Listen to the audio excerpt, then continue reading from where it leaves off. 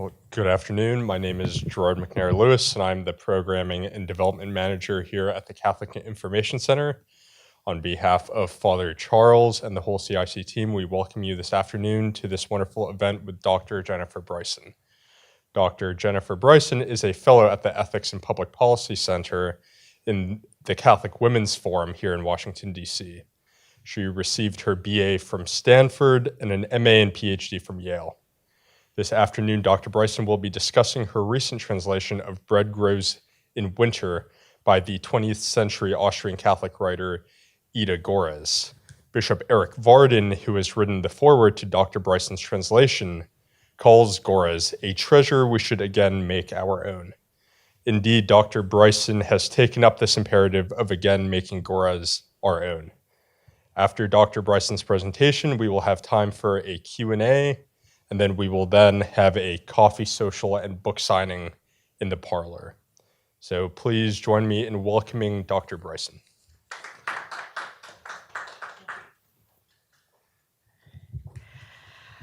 Bread Grows in Winter is a book for Catholics today.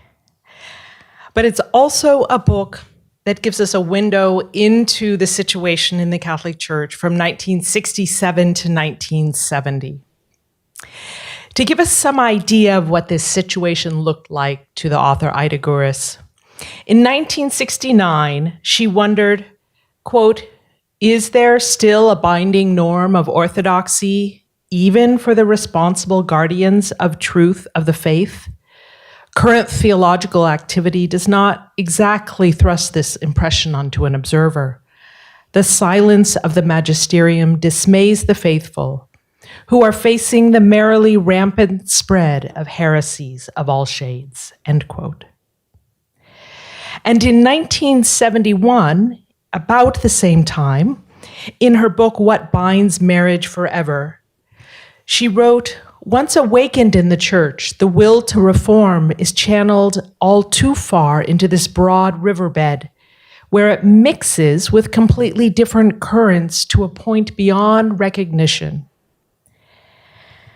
In these 6 chapters in Bread Grows in Winter, Ida Görres, who lived from 1901 to 1971, writes not as a theologian crafting logical syllogisms and treatises, although she is very logical. She writes rather as one who listens with the heart to the hopes as well as the quiet anguish of the faithful. And she listens also to the sometimes confusing loud clamor of the world. And with her deep faith, she also speaks from the depths of a wounded yet undefeated love.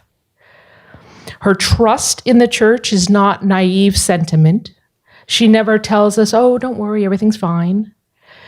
But the hope she offers, while sober, is realistic. And Bread Grows in Winter offers us 6 different windows onto this trust in the church and understanding how to navigate times that can seem like turmoil, like almost pure turmoil. The first chapter is called Our Image of Christ from 1968. This is a letter to a young man who's concerned about what he's starting to hear from academic theologians, what they're saying about Christ, to the point that his own faith is starting to become unsettled. This is current scholarship that's reducing the Gospels to psychological echoes from the past or just fragmentary legends. And to this, Görres responds that our relation to Christ transcends mere scholarly concern with a historical figure. We, as the faithful, do not dissect him as an object. We speak with him as a person. And to help explain this to her interlocutor, she uses the image of the beholding Christ the way one might contemplate a great mountain. If one sees the mountain, for example, has a house at the base of the mountain, and each morning at breakfast can see one side of the mountain in morning light, if you were to ask that person, what does the mountain look like? You would get a different description, let's say, from the geologist who was already drilled 100 yards down into the mountain. And yet what the mountain is and the fact that the mountain is there does not change. Also, the nature of the mountain does not change, even if somebody gives an erroneous count of what it looks like. And so with Christ, she encourages the faithful to remember that while the image may shift with the light of the centuries, and others may say what they want, who Christ is remains the same yesterday, today, and forever. In chapter 2 of this book, right from the title, it's a bit jarring. The title is Demolition Troops in the Church. She wrote this essay in 1969, and it was published the week before the Novus Ordo was issued. The chapter has actually a great deal of martial language in it, terms such as fratricidal war, enemies, camouflage, revolution. And my own interpretation is that this language reflects how serious Ida Görres understands these struggles to be. And I think also a hint of understanding that there is also even more than a hint, that there is also a spiritual warfare underway. This chapter contrasts some of the mysteries of God with, at times, amid the rubble of human zeal. And she also, while talking about the tremendous horror of what appears to be something like a civil war emerging in the church, yet she also implies that it's better for spirits to part openly than to have hidden betrayal corrode from within, even if it's painful to discover that there's another side there. She's also writing this essay at a time in Germany when the younger generation was born amid ruins, and they've been raised in a culture that has been very familiar with destruction and also constant change. And they know little of living permanence. And so for them, the past appears maybe like a fossil, perhaps a curiosity, and they may dream of total transformation based on the spirit of the age with all sorts of new worldviews streaming in. But they're unaware of how much they themselves are heirs of the past and of tradition. And so she emphasizes the importance of renewing a connection to our heritage rather than blotting it out. Also, in this chapter, she has a beautiful passage using an image from nature and man's interaction with nature, in which she depicts an image that is quite a bit like what's known as Chesterton's rule of the fences. And this comes from an essay from Chesterton in 1921. And the paraphrase of the rule of the fences is that one should never dismantle, remove, or change a law, tradition, or institution until the reason behind its original existence is understood. So with this passage, I want to share with you from the book. Several times when I've shared it, people have said, oh, that's like Chesterton's rule of the fences. She's sharing an image here of being at the seashore, and after she describes the powerful movement in and out of the waves, she writes, quote, "But the same landscape also displayed the dams and levees by which a population wages a large-scale heroic defense against the seemingly absolutely overwhelming ocean tide just when it wants to eat away the ground under their feet, the bedrock of life. We must learn to distinguish." And so in this chapter, she's describing how the church has spent centuries building up its own levees, so to say, walls around the perimeter, and that some of those may actually be there for a very good reason, and we would do well not to think that the path to the future is simply to just tear everything down and start from nothing. And so she places her trust in the ecclesial papal magisterium, but she also, and this comes out in several chapters in the book, places her trust no less in the quote-unquote little ones, the common faithful, whose sensus fidelium, whose sense of the faith has not wavered in past crises, such as the Arian crisis. She writes, quote, "The professional theologians, with lamentable exceptions, too often yield to the seduction of novelty, ambition, and the spirit of the age. But the simple faithful, pure of heart, still carry the full faith in their fathers, faith of their fathers through thick and thin," end quote. So at this time, especially 1969, when theology departments at universities are often chasing after the latest fad, she wants to remind the faithful that the faith is still present, but one might at certain times find it glowing more strongly in the hearts of the faithful than those they've traditionally looked to as the authorities to guide the way, such as the professors.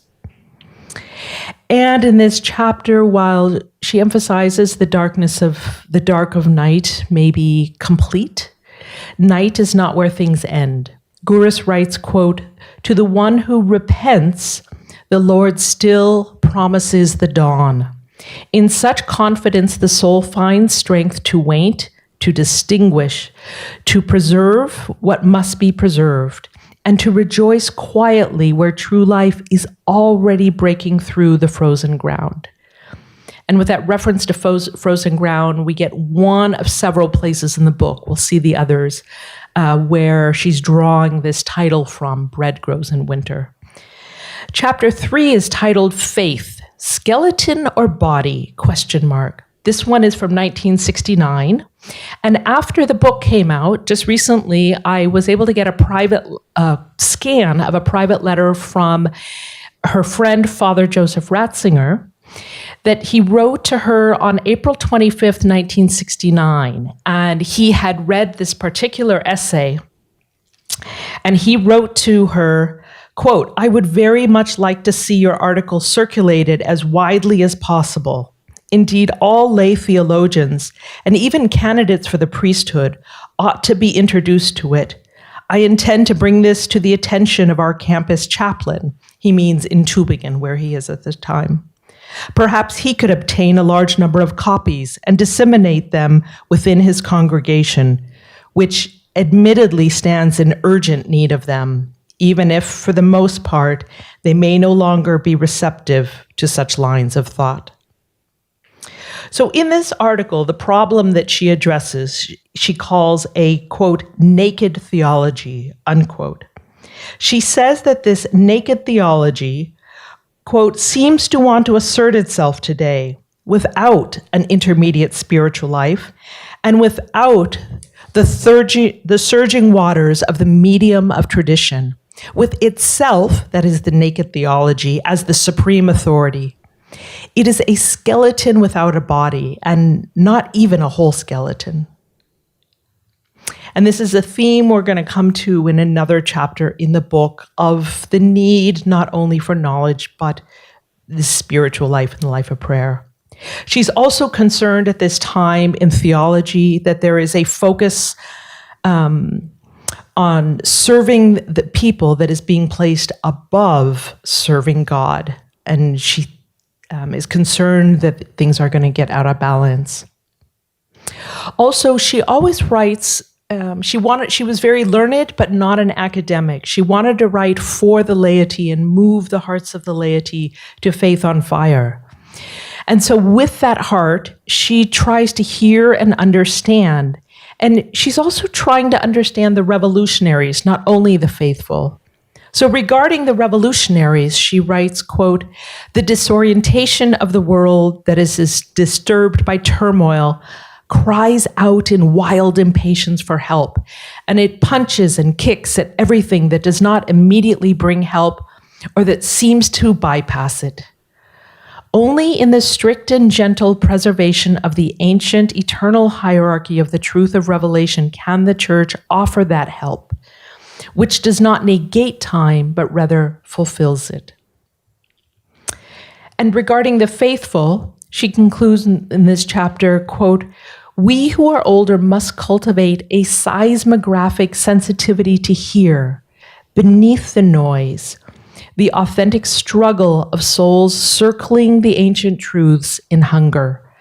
To the silent faithful, the faithful shepherds, and the still unawakened theologians who will one day speak for the future, belong our hope and trust, that the living body of faith may flourish anew, even in the winter soil where bread is secretly growing." Again, a reference to the title. Chapter 4 of this book has a similar theme, but a bit different. This one is on the spirituality of studying theology. This was a lecture that she gave in 1967 to a group of theology students. In particular, laymen and women studying theology, because at this time in the late 60s, she noticed a surge of the number of those studying theology and now the breadth of those studying theology, while at the same time, the theology itself seemed to be becoming thinner and closer today, what we might call religious studies.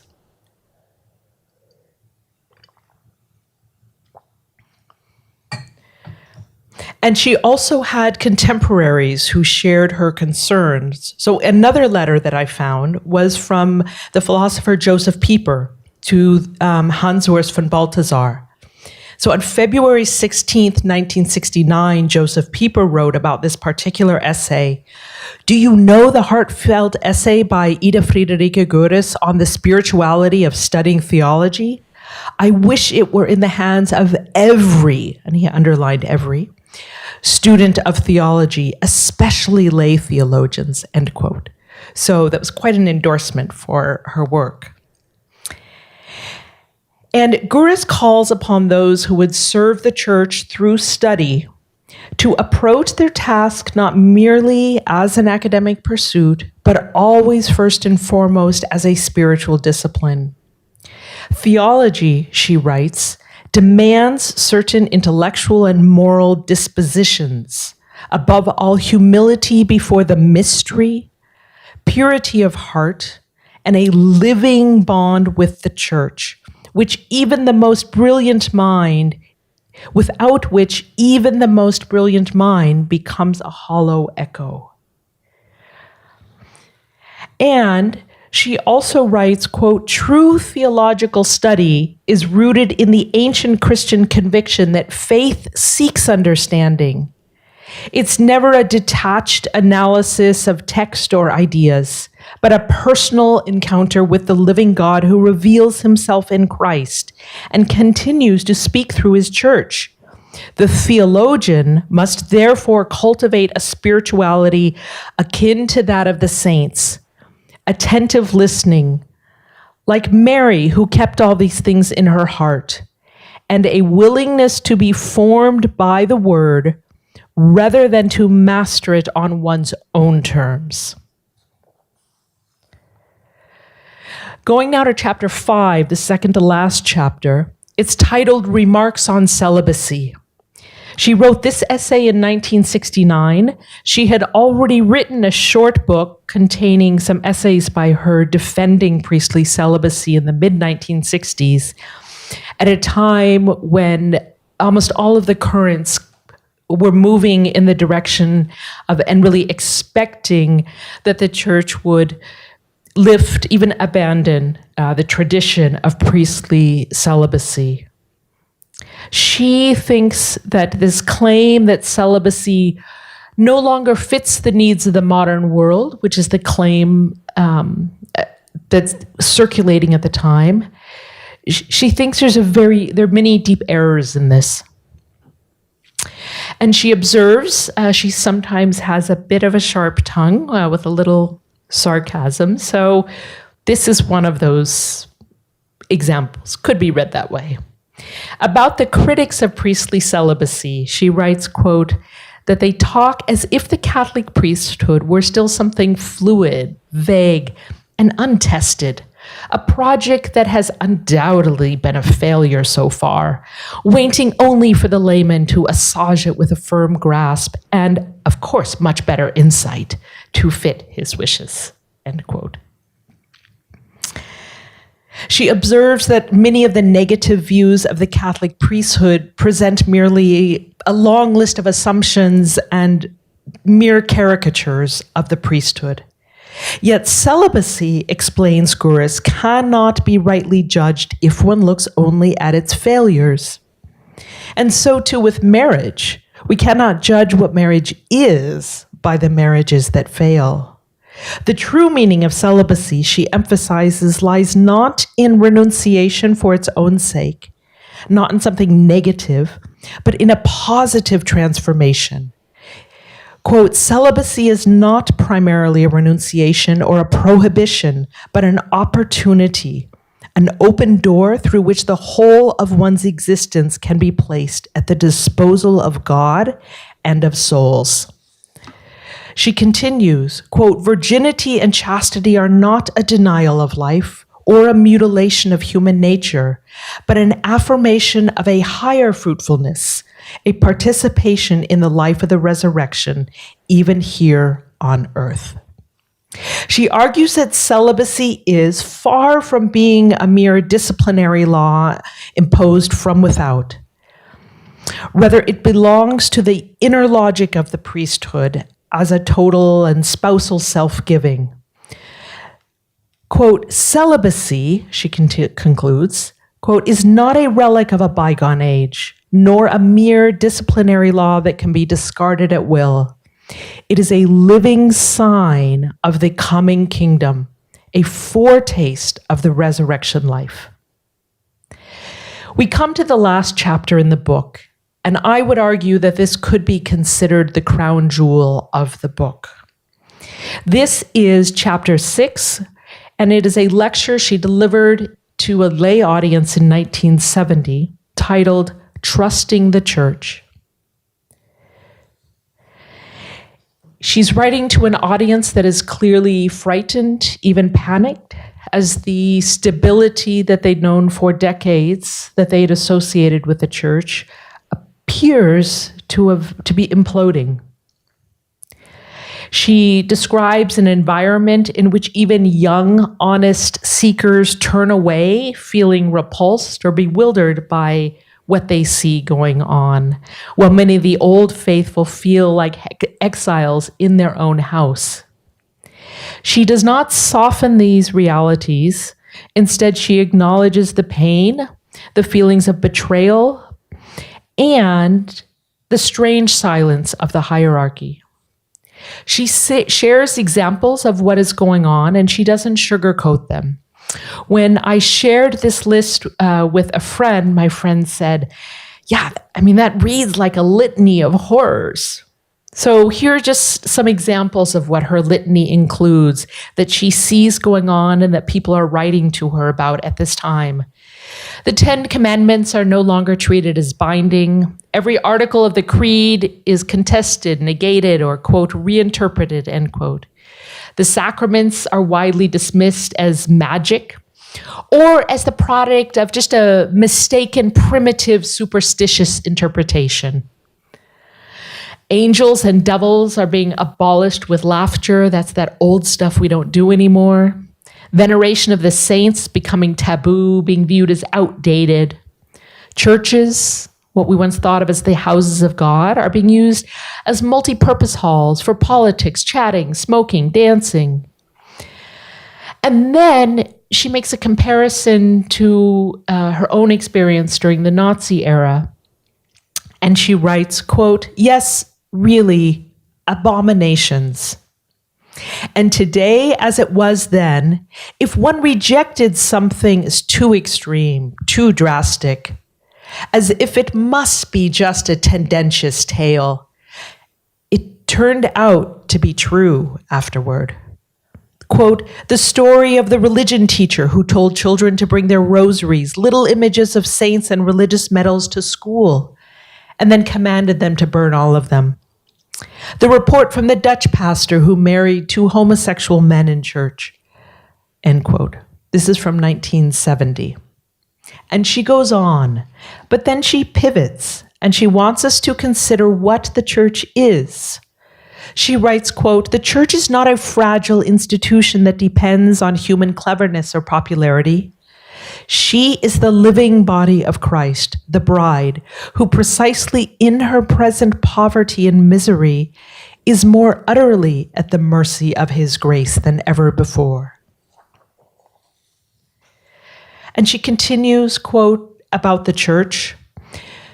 She is the moon whose light is sometimes tarnished by our sins and can fade almost to darkness. Yet in the darkest hour, the sun, Christ, touches her anew and fills her again with his increasing light. She views this period that the church is going through as a period of painful purification. And then she explains why she trusts the church even in this situation.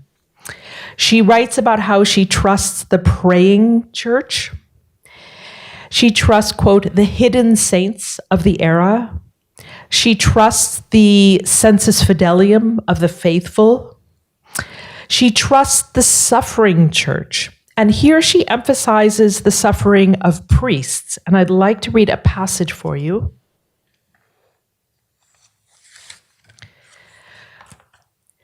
She writes, quote, even more, I trust the suffering church. There is immense suffering, silent and down to the foundations. Above all, the suffering among the many, many good, faithful priests who hardly appear in the press and on television, but who, with the commitment of their lives known only to those close to them, are consumed for those entrusted to them, even if they themselves are externally the weaker ones and have to watch the debauchery defenselessly. Their bitter suffering, which goes as far as physical and mental breakdowns, is not in vain. It is invisible martyr's blood. It sprouts the seeds that grow in the winter night, end quote. And there we get the last reference to the title of the book. And when she mentions there priests who have had physical and mental breakdowns, she's talking about concrete situations and priests she knew of, including a friend of hers who was hospitalized for a week after, among other controversies, his heroic defense of Humanae Vitae, which was extremely unpopular in Germany. And she also offers a prediction that's full of hope. And it's interesting to read this passage from 1970, now in 2026, when I think we see what she thought would come actually coming to fruition.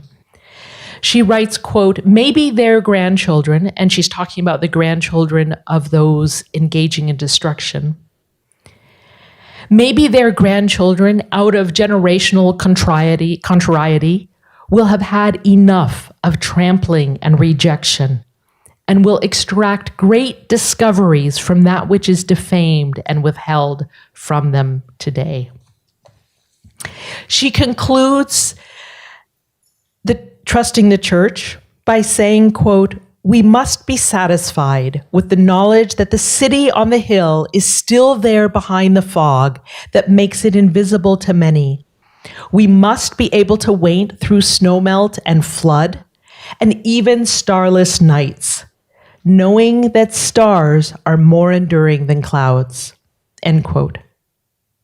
And in conclusion, I'd like to share a little bit from the eulogy by Father Joseph Ratzinger that he gave at her death in 1971. I asked Ignatius Press to get copyright permission to see if we could add to Bread Grows in Winter the eulogy by Father Ratzinger, because it's not in the German edition, but in the eulogy, Father Ratzinger drew from one text by Ida Görres, and that text is chapter 6 of Bread Grows in Winter, Trusting the Church. And so about Ida Görres, Father Ratzinger wrote that she was, quote, a voice, he said, a voice has been taken away from us, a voice which seems irreplaceable to the church in this situation, when we are in a desert of conformism or embarrassed silence, end quote. He also wrote about her, quote, she spoke with an insightful certainty and a fearlessness about the pressing questions and tasks of the church today, something which is given only to the one who truly believes. He also noted that in the recent years, when the situation in the church was becoming more and more troubling, she had remained courageous and had continued to speak out. For example, in her defenses of celibacy, and in 1965, I believe it was, she also wrote an article defending the all-male priesthood and arguing against the movement at the time for the ordination of women. Father Ratzinger writes, quote, in the periods of blackout in the past few years, she did not fall silent. Rather, she continued to speak, and in so doing, she helped many to find their way again, or to hold fast. And he notes that she had what he calls out as the courage to see the crisis clearly and be able to name it. And he concludes, quote, we thank God for this witness of faith, for this clear and courageous voice in a time of confusion. May her intercession accompany us so that we too may learn to trust the church as she trusted her, end quote. Thank you. And I'm wide open to your questions about this book, about the author, or could even go into other works, but we'll focus on this one, please. Is there a microphone? Yep, okay, yeah. So you dedicated the book to the hidden saints, and I was wondering what your thought process was on that. So as the translator, an author will dedicate a book to somebody, and as a translator, each of these has been quite a labor of love, and I've dedicated each of the translations often to a person. However, because I was so moved by the way Ida Görres writes in Bread Grows in Winter about her faith in the hidden saints, and that it also gave me calm, it gave me courage, it reminded me that God is working in the world right now in ways that I can't see through his faithful who are responding to him. And I think that the hidden saints, as she calls them, have an extraordinary role right now. That's why I wanted to dedicate the book to them. And also, Ida Görres is most famous, rightly so, for her work on the saints and sanctity. So it also seemed like a very fitting dedication for a book that's by her.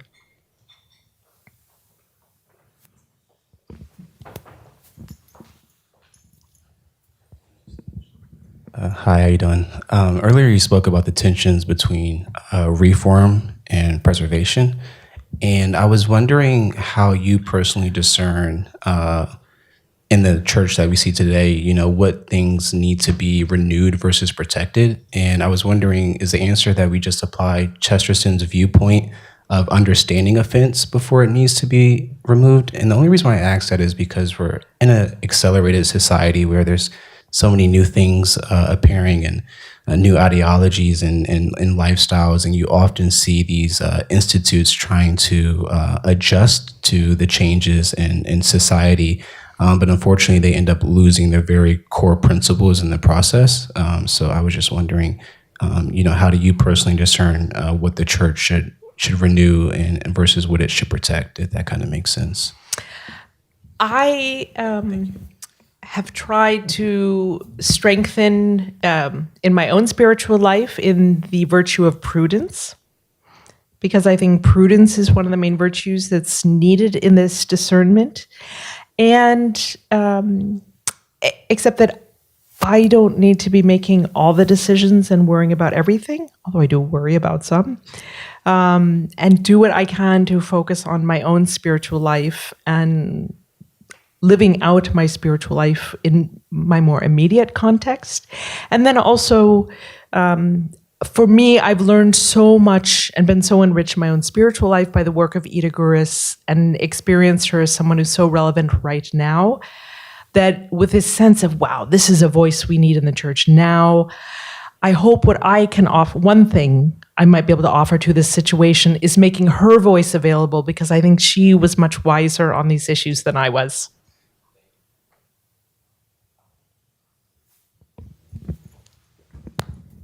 Thank you so much. My question was just on, so essay number 5 on celibacy. I think that was really beautifully put, and I really liked hearing what she had to say on priests and celibacy. But I'm just curious, does she, because I know it sounds like she talks about the positives, does she enumerate any of the attacks on priestly celibacy at the time? And I'm just kind of curious on what those might be, because I could see even some people today, when you hear people like, oh, we should, it's even a positive of, we need more vocations, kind of in the vocational crisis. So not even like this practice is, ancient and we should just abolish it, but even there, some people being, oh, this is a barrier and we want more good. So I'm just kind of curious if she specifically mentions what the, kind of takes them down one by one, or if it's just saying, hey, this is why it's good. Anyways. So I'm going to borrow here from a terrific intern I had, a young Canadian Catholic who read that chapter before I sent my translation to the publisher, because I find it very helpful to have some test readers to help me see if there are passages that don't flow smoothly, may not be clear. So one of his tasks in his internship was to read some of my drafts, and one of them was this chapter. And he said to me, the title of that chapter should be, "What is the Priesthood?" Because what she's really doing in that chapter is trying to step back from debates about celibacy, although she does get into some specific issues, but she's trying to step back and say, if you don't understand what the priesthood is, you're going to get this second issue wrong. Now, one thing she does talk about in this chapter is proposals that are being floated around, such as, we should have married priests, we should have just part-time priests. And she talks there also about this confusion that is like, it's just a job that you do. And she helps to step back to a much larger picture about how this is an entire state of life, a witness to the resurrection that's being given. A surprise that I've had since publishing this book is that several different people who are not connected to each other have contacted me and told me they bought multiple copies of the book and they were giving them to seminarians because they themselves had found chapter 5 on remarks on celibacy so helpful. So.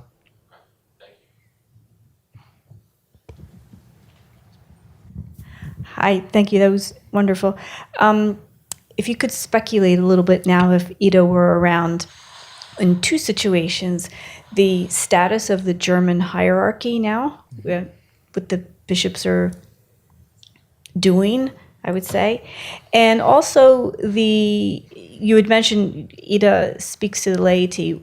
We see now in recent years the people, I would say on the left, trying to tear down the definition of the body, of the family, and literally tearing down statues. If she were here, what would her message be to us? So I can speculate a little, but what you're going to get is Jennifer's view here. On the first, about the current situation of the church in Germany, I'm going to, if if you're interested in more on that, point you to an essay I wrote that has some passages both from Ida Görres and Joseph Ratzinger about, I think the article is titled "Why Heretics Remain in the Church." And she and the editor of the journal that published it put the Synodal Way flag with the article, so it's no coincidence there. And she's very savvy. So, for example, she talks about how, if they were to leave the church, nobody would pay attention to them.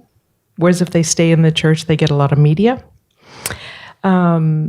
So she sees very severe problems going on, but also is trying to. I think she sees through some of what's going on. I think she would also continue, like she emphasizes in Bread Grows in Winter, and I've seen this when I have been in Germany, that outside the eye of the media, here and there in local communities, there are the quote unquote little people, the faithful, and their faith is still alive, and with great courage and sometimes effort, their faith is doing, fairly well under the circumstances. But I think she'd be very troubled. And she lived at a time when much of this was already underway. She herself was called to be a delegate to the Synod of Würzburg in 1971. And much of the stuff that we see very prominently in public today was already going on. So some of her responses to that synod, we see her responses. So maybe I can offer you a better response in years once more research is done and I find more. On these questions of family and marriage, it's interesting, throughout her whole life, I'm amazed, she was like a laser insightful on these issues of man, woman, and questions of sex. And she understood so deeply that marriage is a cornerstone of, in the body of Christ, in civilization.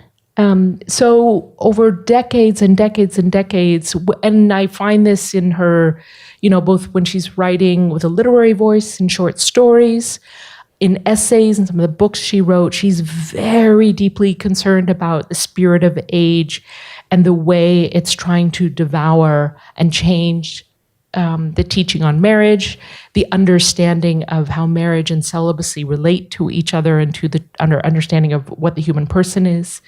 So if anybody's interested in that, I would encourage them to read her journals from the 1950s. There's a whole section in there on, I can't remember exactly what it's called, but I think it's Eros, Man and Woman and Marriage. Broken Lights is the title of it in English. It's out of print, but there are copies in libraries. Also, her book from 1971 that just came out from Catholic University of America Press, What Binds Marriage Forever. And her very beautiful book on marriage from 1949 with letters to young women that will be coming out in the fall of 2026 from Ignatius Press. Thank you, Jennifer Bryson. Oh, do we have one more question? So you've mentioned Father Ratzinger several times. Are you familiar with the relationship between Ida Görres and Father Ratzinger, and can you tell us a little bit about that? So I'm still in the process of learning about it. They didn't meet until the late 60s. However, I know that he knew of her by 1946 at the latest. She wrote a very controversial essay in 1946, and there are accounts from confreres of his in seminary about how during 1946, all of us were talking about Ida Görres, and she was actually invited to their seminary to come speak, but the bishop wouldn't allow it. And then later in his life and in his writing, he mentions that essay of hers from 1946, so he knows of her. Another new pinpoint I have on the timeline that I've found when I was recently able to read his letters to her is that in 1949, when he was a student chaplain, he was reading a collection of her short stories. You know, we think of Ratzinger, you know, philosophy, theology, but he was reading her collection of short stories from 1949 called The Bride of Alexius and Other Stories. And she, as she became increasingly concerned in the 1960s about what was going on, especially after the Second Vatican Council, when she started to become more familiar with the work of then Father Joseph Ratzinger, we also know from a private letter she wrote to a friend in a volume that was wonderfully edited by the great scholar Dr. Hannah Barbara Gail Falkovitz, that she writes to her friend, a Benedictine monk and priest. She says, "I have found my prophet in Israel." And she's writing to him about Joseph Ratzinger. So he gave her great hope in the 1960s that somewhere there was something solid. They began corresponding, I think, in 1968. And exchanged some letters and did meet in person before her death in 1971. How did it come about that he did the eulogy? I don't know. And she died quite suddenly and unexpectedly. She collapsed while just after giving a apparently quite impassioned speech defending keeping the Lord's Day holy at the Synod of Würzburg, where she had, it sounds like, quite fierce and intense opposition. After delivering her remarks, she collapsed and was rushed to the hospital, and it turns out she had brain hemorrhage and she died the next day. So that would have been the 15th of May. And then on the 19th of May was when he delivered the eulogy. So somebody was in touch somewhere, and it was one of the fruits of their friendship. And then there are references to her work in his work later on, and I gather some of those and have them in Bread Grows in Winter in the introduction. Thank you, Jennifer Bryson, for returning to the CIC and just opening up Ida Görres to us and to our community here. Jennifer will be signing any of her translated books, all of the books that she basically mentioned earlier. So feel free to make a purchase and come see her and continue the conversation. We also have some coffee and a little bit of pastry just to continue the social. All right, thank you, and come back. Thank you.